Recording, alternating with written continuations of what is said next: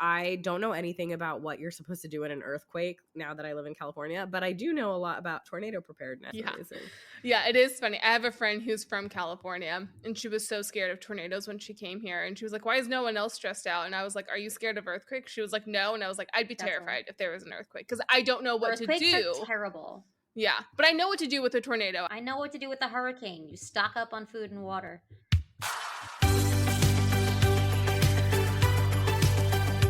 Welcome to AP Taylor Swift, the podcast for Swifties with English degrees or those who just like to overanalyze everything. I'm Jody. I'm Jen. And I'm Monty. And we are your unofficial professors of Taylor Swift. Hello and welcome to another episode of AP Taylor Swift. This week we are doing a show and tell episode on songs that involve rain, weather, storms. I think we all kind of went about this a little bit differently, but rain seems to be the thread that is going through all of the songs we're going to discuss today. So before we get into the songs, I'm going to kick it over to Monzi to give us a little bit of context, a little bit of literature tidbits as we prepare to talk about rain. Thank you. I think at first glance or on first listen, you may wonder, what the heck, are you guys just picking random themes now? Like, what does weather have to do with anything? And it's an AP class, children, so it definitely has something to do with something. Trust the process. Actually, weather is quite a powerful tool in writing, in movies, think literature, plays, as something that can set the tone. It can communicate a particular mood, and it can actually communicate and add a lot to a particular setting.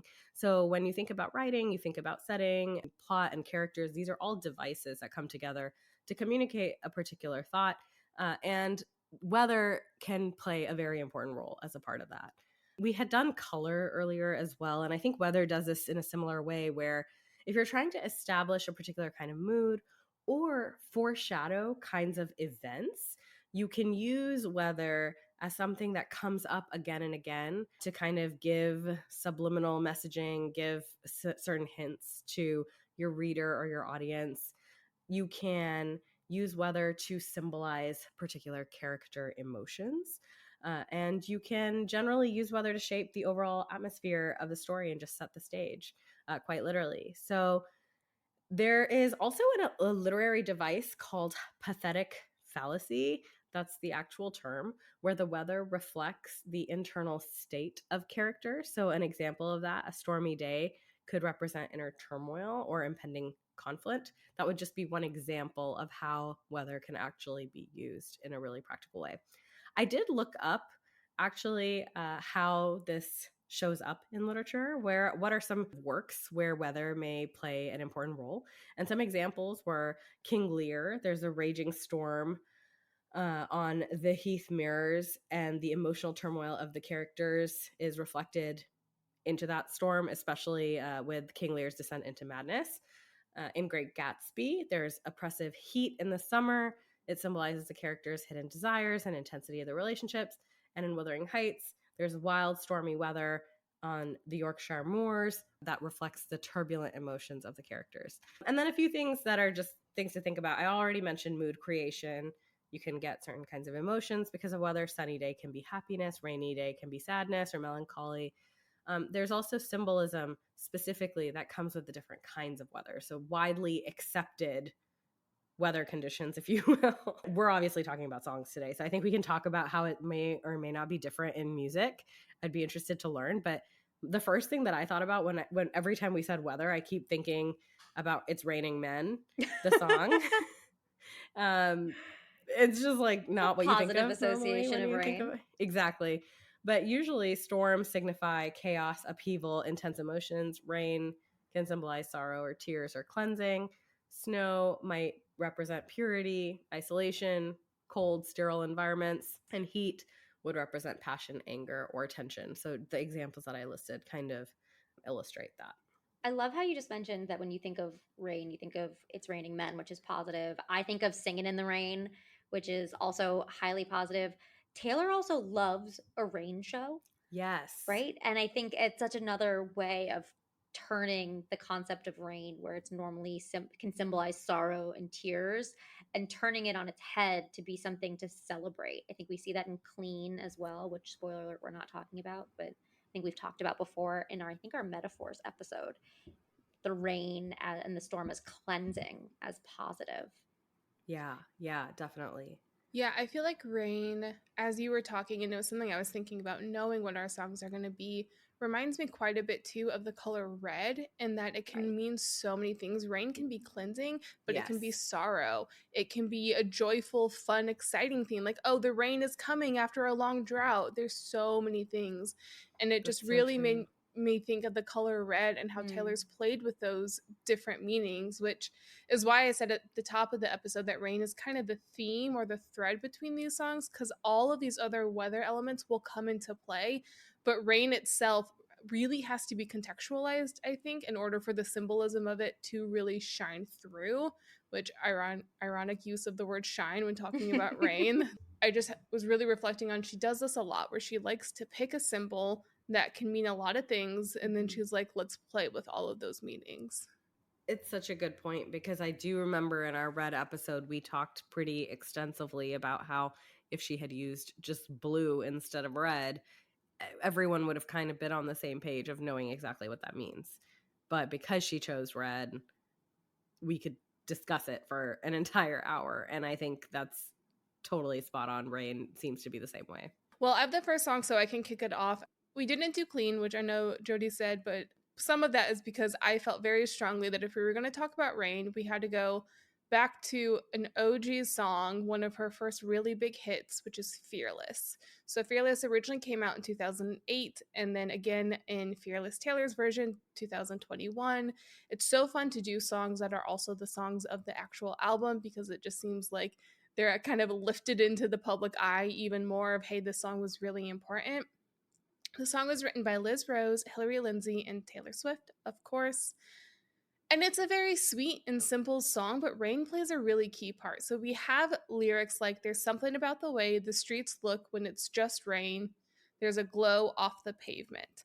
So there's this almost, we're post rain in that moment, but still the rain did something. It created this magical feeling almost of this glow. There's something about it. It's indescribable, it's intangible, but it's this moment after the rain has stopped and everything's glowing.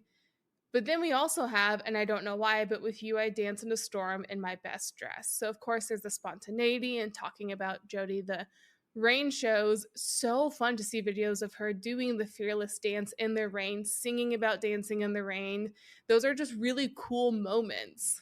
Okay, that moment. So I went to Nashville night one of the Eras tour, and as she came out and was singing this song, it started raining. And I think I have a video of her. She's like, "Are you kidding me right now? It's raining." As she's singing, but with you, I dance in a storm in my best dress. It was so magical.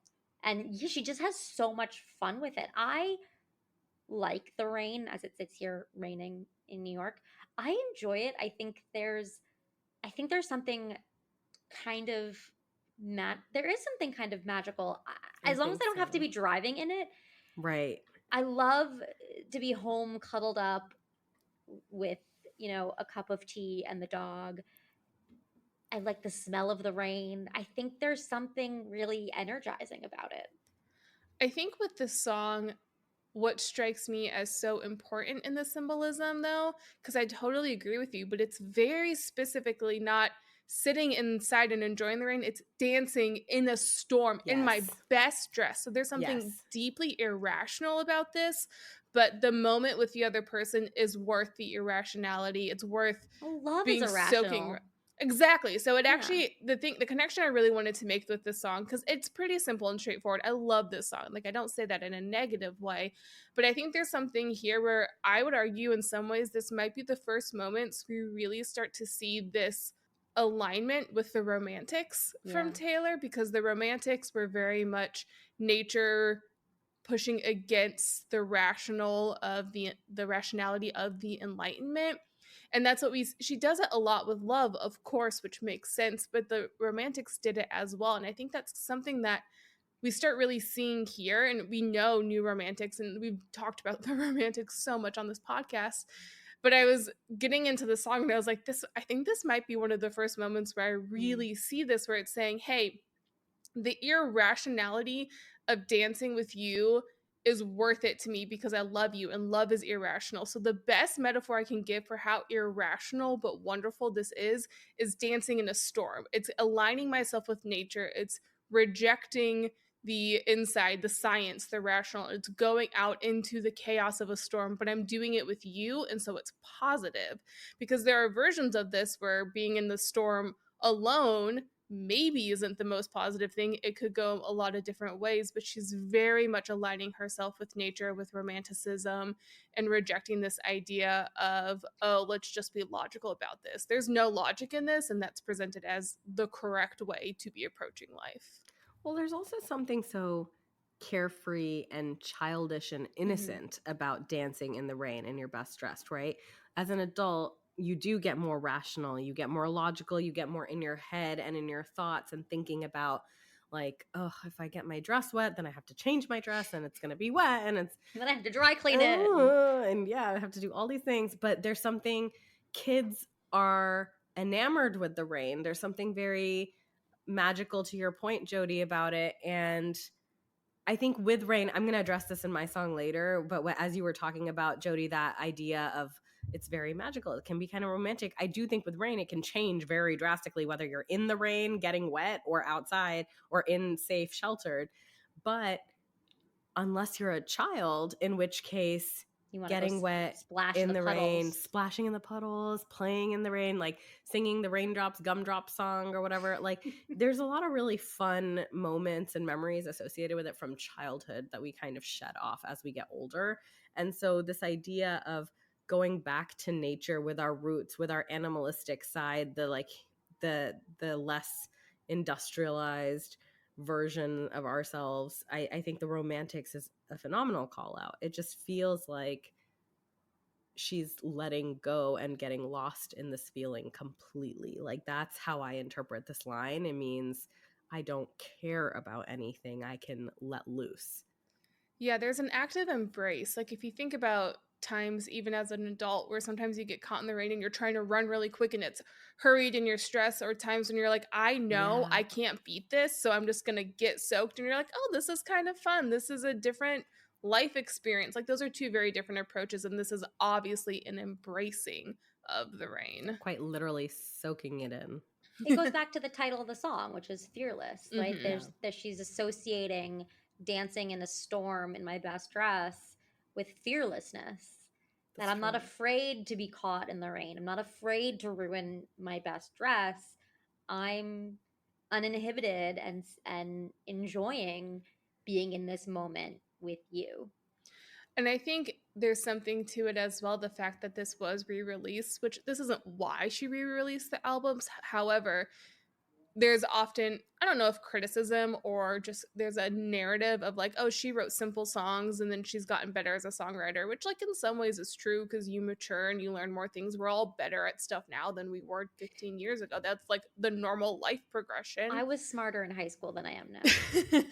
There are many things you can do now that you could not do in high school. Everything at 18. Nothing at 22. You were just showing us the art you were doing, and I guarantee you that is not the exact same level of you would have been doing at 15 years ago. Fine, fair. However, for her to re-release the song and then sing it at the concert, which of course some of that, it's the title song, it was a big song, but to intentionally do that, embrace the rain shows, I just think it's something that hits a little bit different as she's an adult and we're all adults, that she didn't shy away from this, that she said, no, I still want to dance in my best dress in a storm. And at the Eras tour, the With You was us, her fans, which is a really sweet moment. But I think the call to action of embrace life, embrace the chaos, enjoy the moment didn't go away as she got older, that she went back through her discography and said, no, I still believe this, and I'm going to say it again, and I'll say it louder for those in the back, which I think is really cool. I also think because it's been some time since I've brought this up. So for our OG listeners, a little shout out. I do think this is an enchanted song. There's something. Wow, it's been a while since we've had an enchanted moment magical. Of the day. Yes, it has been a hot second since we've done an enchanted reference. And this is definitely one of those, right? I mean, similar time period, but the fact that she turns just ordinary weather, rain, into something so magical, really taking, like, talk about taking an ordinary situation and really turning into something core memory, something that she's going to remember, something magical. And it carried over into your experience, Jody. So when you saw it live performed, So you know, incredible. it did the same thing. Like, she can clearly control the weather. She has those weather controlling lasers or whatever, and timed it perfectly. That's what the bracelets were, actually. Was it? Is that It's what how was she doing? controlled the weather. It was sending signals to the aliens in space who control the weather to let them know what needed to happen. If you look at the list of Taylor Swift songs where she mentions rain, there's just so much. Fearless has a lot. It's in Fearless, Hey Steven, The Way I Loved You, Forever and Always, Come In With the Rain, The Other Side of the Door, You All Over Me, and Bye Bye Baby. That's at least 50% of the album. She's talking about rain. Yeah, I'll say it right now, and I'll make a note of it so I remember to do it, listeners. I was really interested in the fact that The Way I Loved You and Fearless are on the same album because they're both with someone else in the rain, but they're very different. And like the only thing that's different is how she's describing the relationship. Yes. Dancing with someone in the rain versus screaming and fighting and kissing in the rain, and how she takes this setting but makes them feel very different. I'll write the Substack about that because I thought that was really interesting how everything is the same and it's just a couple of like slight changes makes that setting, in my mind, visually look very different. The dancing in the rain is like still kind of light and it's pretty and it's like sparkling rain, and the screaming, kissing, and fighting is like it's midnight and they're screaming and it's a bad storm and it's like flooded. You know, like I visually see it differently. You see the rain differently. Similar to Forever and Always, it rains in your bedroom, everything is wrong. It rains when you're here and it rains when you're gone. To be fair, raining in the bedroom is wrong. I don't know why it would rain in somebody's bedroom. We should have done that for surrealism. But also, I would like to see a visual representation a la AI for the Substack as well. I think I'm literally writing notes right now. I think we can make that happen. Amazing. Well, I don't go too far off in the sense that we're still talking about rain, but I have the next song, and it's Midnight Rain, which chronologically is actually quite far off. It was written in 2023, or it came out in 2023 on Midnights, and it was written by Jack Antonoff and Taylor Swift. This is one where rain is in the title. I wanted to do it because I love this song, and I just feel like we don't do enough Midnights on this podcast. But agreed to all of the above. Seconded. I love the song, and I like the fact that I don't think I had caught this until Jen was saying the ambiguity that comes with rain. But really, when you spend 2 seconds with the song, you are kind of wondering, you're like, what does it mean by the fact that she's Midnight Rain? I don't think it's actually clear. And I spent a lot more time than 2 seconds on the song, and I'm now going to talk you through it, and you tell me if you know what this means. There's a few things here. First of all, also referencing the song that we just did, there's a difference between if you are in the rain and if you are not in the rain. In the first song, she was dancing in the rain. I generally don't like being in the rain. I think if it's midnight rain, typically you're not in the rain at midnight. Typically you're hopefully in a home, in bed, staring out a window. But when I think of midnight rain, I think of something that is happening outside and I am inside. I think if she wanted to say, I am rain that somebody participates in, it would have been like afternoon rain, or like rain coming home from my way to work, or rain during lunchtime. I don't know. Like, these are kinds of rains where you can get yourself caught in the rain. But midnight rain, I personally associate with something beautiful, maybe not necessarily negative. It could be scary if there's thunder, but I just don't know exactly what it is. And so in order to understand what she's referring to when she says, I was midnight rain, you have to kind of use the context clues around it. And so the line in the song that she repeats is, he was sunshine, I was midnight rain. Point to note here is sunshine is also a type of weather, and there's a lot more that we can say about that. If the sun is shining, it's typically associated with positive memories, happy things, happy, sunshiny, go lucky. It's a nice lucky day. we recently celebrated my daughter's birthday. It started off gray and cloudy, and then the sun came through and there was sunshine and everything was 100 times happier. And so I think sunshine is very, very clear.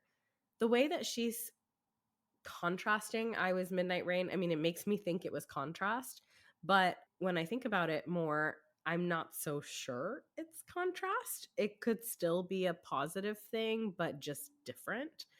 There's a light element here. Sunshine is bright, midnight is dark, sunshine is warm, maybe midnight rain is cold, sunshine is clear and obviously happy, midnight rain is more ambiguous.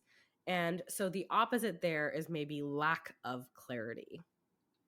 If one is clear, the other is unclear, perhaps. So that was kind of my takeaway with how she's using weather here. There's other clues, of course. He was a montage, slow motion, love potion. She's jumping off things, ocean, more turbulent. Generally in the song, she describes him as being more happy things. I just think she doesn't describe herself as much other than just wanting pain, which I think was just an interesting choice because in Midnight Rain, you would still be inside. So I don't see that as being particularly painful. Well, I think it's interesting too that she doesn't say I was watching Midnight Rain. She says she was Midnight Rain. And we're not deep diving this, but I think there is a time element here because there's a lot of like time portal, I think. A deep portal time travel. Sorry, that was a line. But then she also says all of me changed like midnight. Yeah. And as you were talking, I was thinking about that comparison, and you're right. I do think sunshine is good. I also, because I think the sun can make bad things happen, sunburns, deserts, droughts. But when you say, "Oh, look, it's sun shining today," like that's a positive thing. You tend to think midday. That's when the sun is shining. So there's this two things, but sunshine is also fairly static. I'm thinking it makes me think of noon, which is we're right in the middle of the day. But then she has the line, all of me changed like midnight. Midnight as a time is inherently a transition time. You're going from one day to another. And rain as a weather is an inherently in motion weather. It is not a static weather event. There is stuff constantly happening versus, hey, it's clear, sunshiny, middle of the day. We kind of know what's happening, but rain at midnight, everything is changing in that moment. I love that. It actually doesn't have to be just noon. Day is just a longer period of time. It's from morning to sundown. If it's sunshine, you could have it for hours and hours, and it could be consistent and always on the same day. So I do really like that. I didn't catch that idea of, yeah, it just changes from 1 second to the next, even if it's still raining. Yeah, I didn't either until you were talking, and then I was like, But what's interesting is she does say all of me changed like midnight several times in the songs, and then there's the specific call out to he was sunshine, I was midnight rain. So I think there's the change like midnight, but then there's the weather, and I don't know if they're necessarily the same thing, even though they could be related. Yeah, it, to me comes across a bit like I am like constantly in flux because there's also things of it came like a postcard, picture perfect, shiny family, holiday peppermint candy, but for him it's every day. So there's some shiny happy thing that is every day. It's a very consistent lifestyle. And I always felt like this song, this is again getting into more deep divey, was her saying like I could have chosen that, but I wanted the pain because that's what I had to do to chase my fame, to make my own name. Like to get to where I wanted to go, I had to do pain, which is more akin to there's a discomfort in Midnight Rain as well, I think. Of if I am Midnight Rain, I'm constantly in transition. Rain is giving of itself. It's a cloud losing parts of itself. It's not, there's just a lot happening in that image versus the other image of picture perfect shiny family. But she makes it clear, in my opinion, in the song that she had the agency. She chose the discomfort, the pain. I wanted that pain of being Midnight Rain. I think the thing that I really love is that things like discomfort and pain you do associate immediately with negative. And I think when I used to listen to this song, I just assumed by contrast, if sunshine is good, midnight rain equals bad. But I think that conversation about weather specifically is making me re-question whether it is truly bad. Midnight Rain by itself could still be a very beautiful thing. It's not necessarily uncomfortable by itself. It's just very different. And so I'm questioning whether she means it to be. Like, even when she says he wanted it comfortable, I wanted that pain, I feel like it's forcing you to consider, is pain really bad? It's just different. It feels like it's something that she wanted, and there was some beauty in it. Like, she finds beauty in the pain. She finds beauty in being uncomfortable. She finds beauty in being Midnight Rain. And so I think for me, like, because it is weather, we are now understanding and discussing the versatility of rain. Right. And it's, I guess my realization is that it's not as obvious that it's a clear opposite. We're no longer positioning these things as binaries, right? It's not black and Exactly. white thinking, and it's black and white to think that you're either in love. I think it's also black and white to think that you're either in love or you're not in love, right? Or that there's one way to love. The opposite of love is hate, not being out of love. I don't know. Now I'm going down a rabbit hole, but I think what we're getting to with the rain and the weather metaphors in this song is that life and love aren't black and white. It's not all or nothing. There are these in betweens. And I think he was sunshine, I was midnight rain is positioned as if those two things are opposites, but they're not. Yeah. Yeah. Yeah, I mean, rain also does the work. Yes, it does. Well, sunshine is nice. Again, everything about what this other person wanted. But if it's sunshining every day, that's not good. You get California. You get droughts. You get wildfires. So midnight rain is necessary for photosynthesis. I just want to say it does have a job.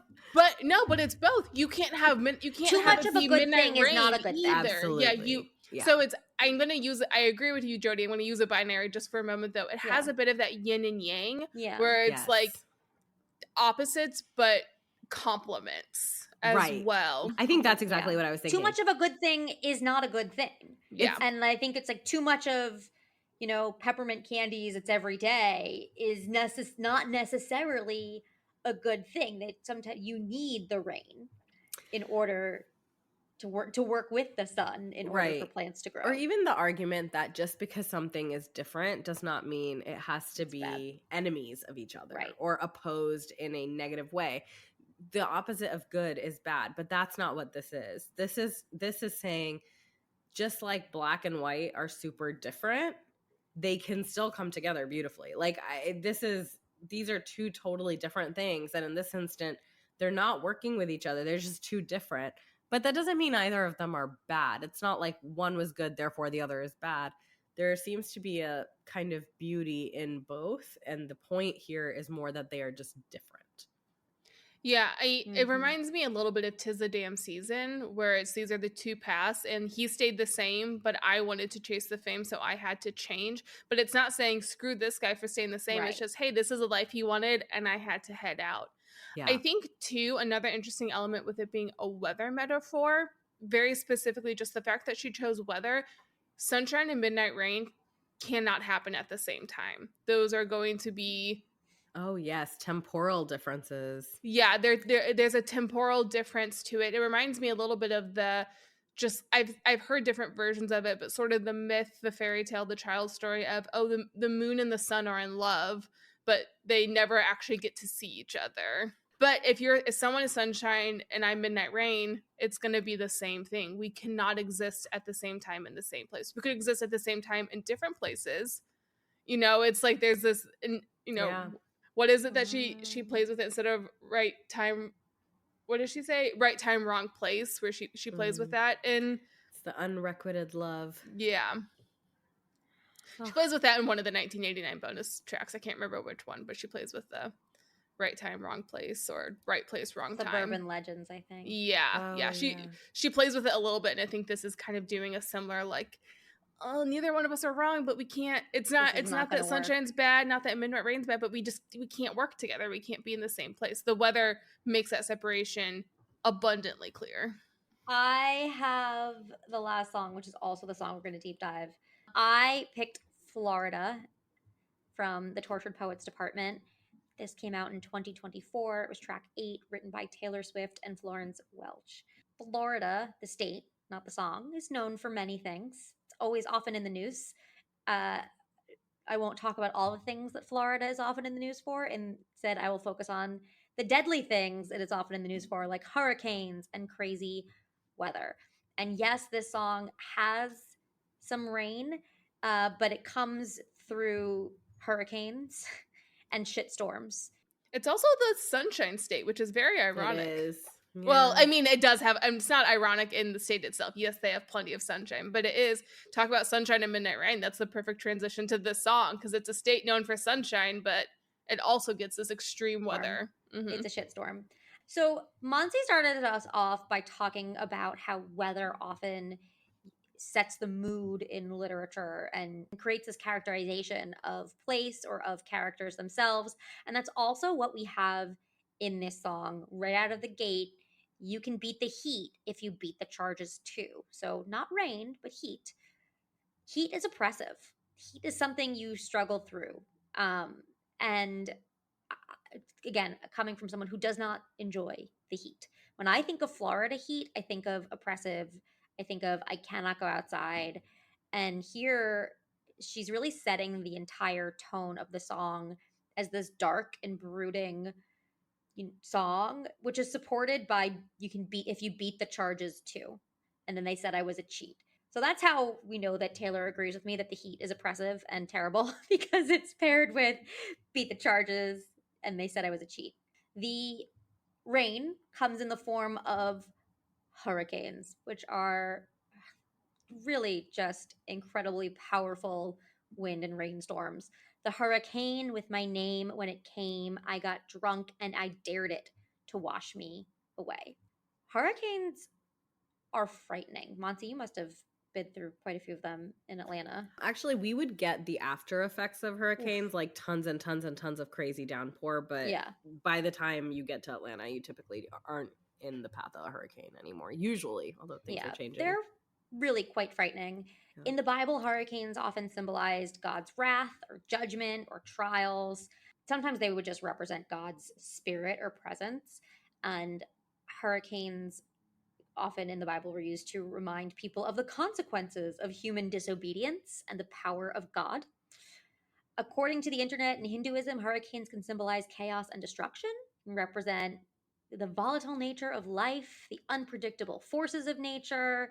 But they also, to go back to this idea of weather having this dichotomy, and rain in particular, not just being negative, hurricanes also often represent the transformative power of change that awakens in new possibilities, right? Like that when a hurricane, after a hurricane, what is the phrase?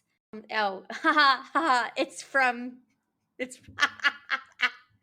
our Lord and Savior Katy Perry, after the hurricane comes a rainbow.